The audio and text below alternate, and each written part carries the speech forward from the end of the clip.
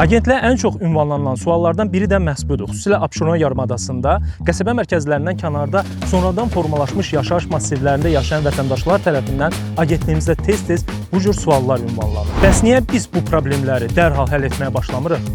İşləmək istəmirik, dincəlirik, yoxsa müraciətlərə ciddi yanaşmırıq?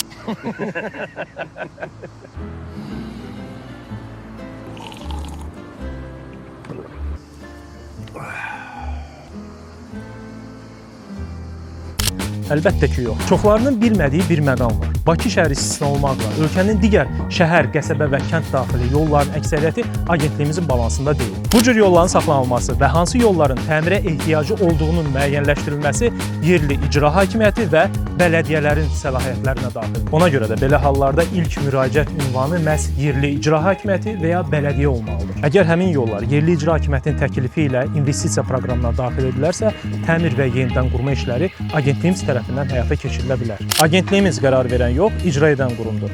Bütün təmir tikinti işləri müvafiq sərəncam və proqramlar əsasında həyata keçirilir.